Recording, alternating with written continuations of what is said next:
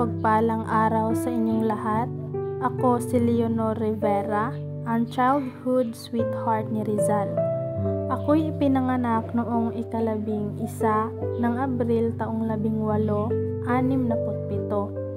Ako ay anak ni Antonio Rivera na pinsan ni Francisco Rizal na ama ni Pepe.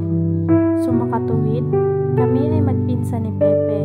Ako ang naging batayan at inspirasyon sa karakter na Maria Clara sa kanyang pantog na Noli Me Tangere. Ngunit tumutol ang aking ina sa aming pagmamahalan at gusto nga akong ikasal kay Kiping, isang Ingles na intenyero.